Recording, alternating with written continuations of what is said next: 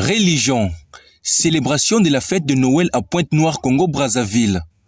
Les musulmans doivent se tenir à l'écart de la fête de Noël. C'est l'essentiel du message de l'imam Abdul Razak Kanongo, guide spirituel de la mosquée Rouraba à l'endroit des peuples musulmans du monde entier de s'abstenir sur les festivités de la journée des nativités de Jésus-Christ. Cette mise en garde a été faite ce vendredi 23 décembre 2022 à la mosquée Rouraba au grand marché de Pointe-Noire. Ce, après la prière de Swalatul Juma. Voici la mise en garde en intégralité. Assalamu alaikum wa rahmatullahi wa barakatuhu. Bismillah, alhamdulillahi rabbil alamin. Wa salatu wa salamu ala rasulillahi al-karim. Wa ala alihi wa ashabihi. Wa man tabi'ahum bi ihsanin illa yawmiddin. Wa sallama tasliman kathiran amma ba'd. Nous remercions Allah, notre Seigneur le Très-Haut. Nous le louons et nous le glorifions. Nous prions également que sa paix et sa bénédiction soient sur le dernier des messagers, notre prophète Muhammadun sallallahu alayhi wa sallam, sur sa famille, ses fidèles compagnons et sur tous ceux qui suivent cette religion jusqu'au jour de la résurrection. C'était juste pour vous informer ou vous rappeler, mes très chers frères et sœurs, comme Allah notre Seigneur le Très-Haut nous dit dans le Saint-Coran, et faites le rappel, car en vérité, le rappel profite aux croyants musulmans. Je m'adresse à moi-même personnellement et à tous mes frères musulmans et toutes mes sœurs musulmanes, ici au Congo-Brazza, en particularité à Pointe-Noire et de partout dans le monde, par rapport à cette fitna, cette grande tentation qui guette la communauté musulmane, que ce soit ceux de l'Afrique, ceux de l'Europe, de l'Amérique aussi, de l'Asie, qu'Allah nous en préserve. Ce sont donc les fêtes yani, chez les non-musulmans de fin d'année. Je veux parler du 24 et 25 décembre, du 31 yani, décembre et le 1er janvier, jour de l'an, qu'Allah les pardonne et les guide à l'islam. Pourquoi nous avons voulu faire ce rappel? Parce que yani, nous sommes la meilleure des communautés. Comme Allah nous dit dans le Saint-Coran, Kuntum khayra ummatin ukhrijat linnas. Vous êtes la meilleure des communautés que nous avons fait sortir parmi les gens. Pourquoi Allah dit ta'muruna bil ma'ruf wa tanhauna 'anil munkar wa tu'minuna billah? Parce que vous ordonnez le convenable et vous interdisez le blâmable. Vous croyez en un seul Dieu. Et le prophète Muhammad, sur lui paix et bénédiction d'Allah, disait Man ra'a minkum munkaran fayughayyiruhu bi yadihi wa illam yastati fa bil lisanihi. Quiconque parmi vous voit un mal, qu'il cherche donc à empêcher ce mal avec sa main. S'il ne peut pas, avec sa langue, et s'il ne peut pas, qu'il déteste cela dans son cœur et s'éloigne de ce milieu, car c'est le plus bas degré parmi les branches de la foi musulmane, qu'Allah facilite la bonne compréhension. Et tel était le comportement également du prophète Muhammad sallam, comme le cheikh Muhammad bin Abdul Wahhab rahimahullah nous dit ici, dans son livre Usul Salasa, les trois fondements de l'islam, dans le troisième principe, Marifatun Nabi Yukum Muhammad sallam, la khayra illa dalal ummata alayhi wa la sharra illa hadhara minhu. Il n'y a pas un bien. Le prophète avait vu que ceci est un bien pour lui et les gens de sa communauté, sauf qu'il avait présenté ce bien à sa communauté et il a été le premier à pratiquer ce bien. Et il n'y a pas un mal qu'il avait vu que ceci était mal, sauf qu'il a mis sa communauté en garde contre ce mal et il a été le premier à éviter ce mal. C'est pourquoi nous également, nous suivons ce comportement du messager d'Allah en tant que prédicateur que nous sommes, en tant que prêcheur, en tant que imam, en tant que conférencier, en tant que sachant, nous avons cette obligation, yani comme disent les ulama, là, il n'est pas permis de retarder un enseignement lorsque le besoin yani, se présente. Comme nous savons, nous dans l'islam, nous n'avons que trois fêtes.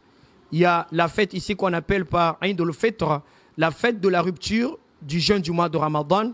Et nous avons Eid al-Adha, qui est donc la fête de sacrifice. Et la troisième fête, nous avons Yawm al-Jum'a, donc le jour de vendredi, qui est une fête hebdomadaire. Yani de chaque semaine, elle part et elle revient. Voici donc les fêtes dans l'islam. En dehors de ces trois fêtes, toutes les fêtes qui sont restées sont classées parmi les fêtes d'origine païenne, qu'Allah subhanahu wa ta'ala nous en préserve et qui nous facilite la bonne compréhension ainsi que la bonne pratique. C'est pourquoi le musulman n'a pas le droit d'aller célébrer cette fête de la Noël du 24 et 25 décembre. Surtout les non-musulmans vont célébrer la naissance du soi-disant fils d'Allah, alors que nous, dans le Saint-Coran, Allah a dit Lam yalid wa lam yulad. Notre Seigneur Allah le Très-Haut n'a jamais engendré et n'a pas été engendré non plus, et nul n'est égal à lui. Allahu Akbar. Donc le Dieu qu'adore le musulman ou la musulmane, c'est un Dieu qui n'a jamais engendré et n'a pas été engendré non plus. C'est-à-dire il n'a pas de père, il n'a pas de mère, il n'a pas d'enfant, ni de sexe masculin ou féminin.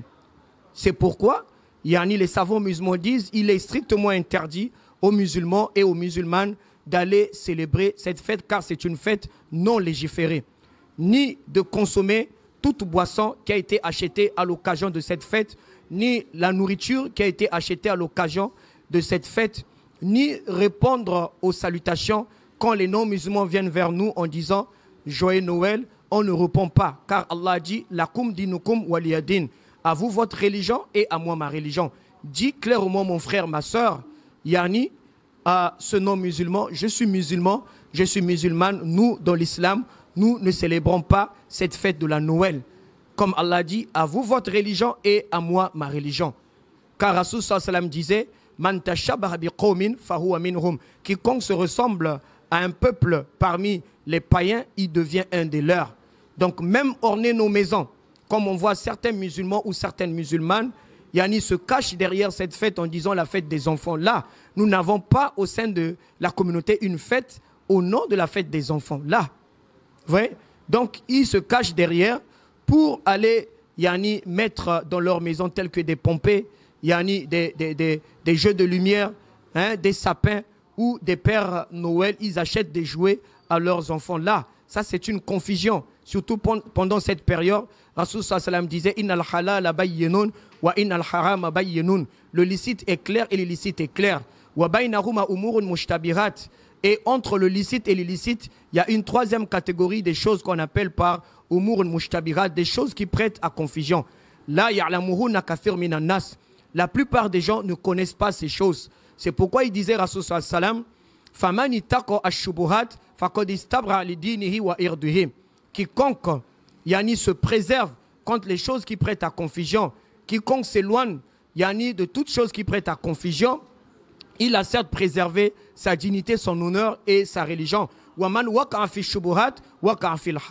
Et quiconque tombe dans une chose qui prête à confusion, alors il est tombé dans le haram. Subhanallah, qu'Allah nous en préserve. Donc nous sommes dans une période de fitna, de tentation, de confusion, où il faut faire très attention, surtout en tant que père que nous sommes, en tant que mère que nous sommes, nous devons attirer l'attention de nos familles respectives. Tous vous êtes des responsables et vous serez interrogés le jour dernier par Allah au sujet de vos responsabilités. Et il a dit « L'homme est responsable au sein de sa famille. Il sera interrogé au sujet de ses responsabilités. Allah va l'interroger au sujet de sa femme ou ses épouses et au sujet des enfants qu'Allah nous a donnés. Donc, nous voyons, même pendant ces fêtes, il y a des enfants, que ce soit du côté des musulmans, même des non-musulmans, qui vont jusqu'à prendre de l'alcool, des boissons alcoolisées. Ils consomment des boissons alcoolisées. Ils vont fumer des cigarettes, du tabac, de la chicha. Il y a d'autres qui se retrouvent dans des bars, dans les boîtes de nuit, les VIP, les nganda, pour aller danser, alors que toutes ces choses-là, les boissons, les drogues, les tabacs, Allah a appelé ça al-khamr rijisun min amal shaitan fajtanibu. Toutes ces choses sont considérées comme étant de l'abomination parmi les œuvres du diable. Allah nous a dit de rester loin de ça. Que ça soit la musique est interdit dans l'islam. Aller fumer, consommer des boissons alcoolisées sont interdits, surtout pendant ces moments-là, car ce sont les fêtes de mécréance qu'Allah subhanahu wa ta'ala nous en préserve. C'est pourquoi je m'exhorte moi-même, ainsi que vous, mes frères musulmans et mes sœurs musulmanes, que ce soit ici au Congo-Brazza, comme je disais, plus précisément à Pointe-Noire et de partout dans le monde, je m'exhorte ainsi que vous, la crainte d'Allah. Comme disait Rasul sallallahu alayhi wa sallam, ittaqillah haythuma kunta. Crains Allah où que tu sois, partout où tu vas te retrouver, il faut avoir peur d'Allah. La crainte n'est pas seulement à la mosquée. Quand on va se retrouver dans des quartiers reculés, voilà, on va aller se mélanger avec des non-musulmans. A'oudhu billahi min zalik. Les hommes ne nous voient pas, mais Allah nous voit, car il a dit in tukhfu ma fi sudurikum aw tubduhu ya'lamuhu Allah wa ya'lamu ma fi samawati wa ma fi al-ard wallahu ala kulli shay'in qadir. Que vous cachez des choses dans vos poitrines ou vous les divulguez, Allah connaît toutes ces choses. La preuve, il connaît tout ce qui se trouve dans les cieux et sur la terre, et il a le pouvoir sur toutes choses. Allah, en vérité, inna Allah la yakhfa alayhi shay'un fil ard wa la fis sama. Rien ne peut se cacher aux yeux d'Allah, yani venant yani des cieux et de la terre, tout ce qui existe dans les cieux et yani sur la terre et sous la terre, entre le ciel et la terre. Allah voit tout, il sait tout, il contrôle tout, il connaît tout. Car Dieu en vérité, il n'est pas inattentif au sujet de tout ce que nous faisons ici sur cette terre. Comme disait notre maman Aïcha radiallahu anha, khayrul kalam maqala wa dalla. La meilleure des paroles, yani, c'est ce qu'on a dit un peu. Bimana, mais il y a beaucoup de leçons à tirer à l'intérieur. Bimana, c'est par amour que nous avons voulu faire passer ce message. Comme Rasul sallam disait, la yuminu ahadukum hatta yuhibba li akhi ma yuhibbu li nafsihi. Personne parmi vous sera véritablement croyant jusqu'à ce que, yani, ce qu'il aime, il souhaite pour lui-même, il doit aimer, souhaiter la même chose pour son frère. Si tu souhaites le bien pour toi-même, il faut souhaiter le bien pour ton frère et ta sœur. C'est ce que nous avons fait. Si nous fuyons le mal nous-mêmes, alors nous devons aider nos frères et sœurs à éviter, sinon à s'éloigner du mal, car c'est un signe d'amour. Nous ne sommes pas là pour critiquer ou exposer X ou Y, mais nous disons la vérité, rien que la vérité, comme Allah dit, et dites la vérité de votre Seigneur, que celui qui veut n'a qu'à accepter, celui qui ne veut pas n'a qu'à laisser. Le rendez-vous tous, c'est Yawm al-Qiyamah, car Allah nous a dit ne mélangez pas le faux et la vérité et ne cachez pas la vérité d'Allah alors que vous savez que c'est la vérité venant de la part de votre Seigneur Allah subhanahu wa ta'ala. Donc, yani, pour terminer, nous disons, la Noël n'est pas une fête légiférée dans l'islam. La Noël n'est pas une fête légiférée dans l'islam, car nous, musulmans, nous n'avons que 3 fêtes. La fête de la rupture du jeûne du mois de Ramadan, la fête de sacrifice et la fête du jour de vendredi. Barakallahu fikum wa jazakumullahu khair, hayakumullah, subhanakallahumma bihamdik, wa ashhadu an la ilaha illa anta astaghfiruka wa atubu ilayk. Wassalamu alaikum wa rahmatullahi wa barakatuhu.